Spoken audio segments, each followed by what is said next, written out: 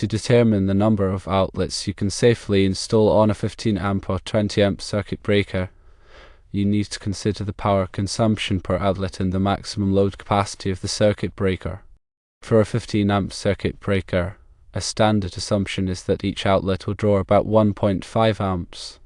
To calculate the maximum number of outlets, you divide the maximum total load, which is 15 amps, by the power consumption per outlet, which is 1.5 amps per outlet.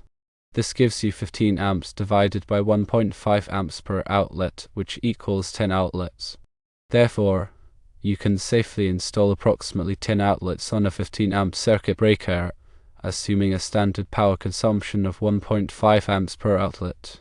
For a 20 amp circuit breaker, using the same method, you start with the maximum total load of 20 amps. Again, you divide this by the standard power consumption per outlet of 1.5 amps per outlet. This gives you 20 amps divided by 1.5 amps per outlet, which equals approximately 13.33 outlets. Since you can't install a fraction of an outlet, you would round down to 13 outlets. Thus, you can safely install approximately 13 outlets on a 20 amp circuit breaker, assuming a standard power consumption of 1.5 amps per outlet. However, it's crucial to remember that these calculations are based on a standard assumption of 1.5 amps per outlet. In reality, the actual power consumption can vary depending on the devices plugged into the outlets. It is important to consider the maximum wattage of devices that will be plugged into the outlets. To ensure safety and prevent overloading the circuit, it is also advisable to allow for a margin of safety.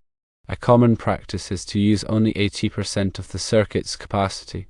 For a 15 amp circuit, 80% of 15 amps is 12 amps.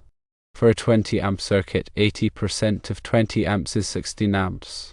We're calculating based on the 80% rule for a 15 amp circuit. You would divide the safe load of 12 amps by the 1.5 amps per outlet, resulting in 8 outlets. For a 20 amp circuit, you would divide the safe load of 16 amps by the 1.5 amps per outlet, resulting in approximately 10.66 outlets, which you would round down to 10 outlets. Additionally, GFCI, which stands for Ground Fault Circuit Interrupter, and FSI, which stands for Arc Fault Circuit Interrupter, outlets may draw additional power.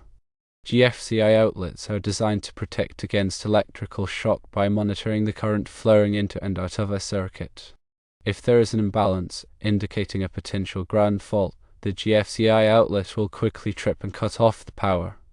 SI outlets are designed to protect against electrical fires caused by arcing faults. An arcing fault occurs when electricity jumps between two conductors, creating a spark that can ignite nearby materials. SI outlets detect these arcing faults and quickly trip to prevent a fire. Other factors can affect circuit capacity, such as wiring size and distance. The size of the wiring determines how much current it can safely carry. The distance of the wiring run affects the voltage drop, which can reduce the available power at the outlets. For example, according to the National Electrical Code, or NEC, Table 310.15b16, a 14 American wire gauge, or AUG, copper wire is typically rated for 15 amps, while a 12 AWG copper wire is rated for 20 amps. Using the correct wire size is crucial for safety and to prevent overheating. It is always recommended to consult with a licensed electrician for complex or high-load circuits. A licensed electrician has the knowledge and experience to properly assess your electrical needs and ensure that your electrical system is safe and up to code.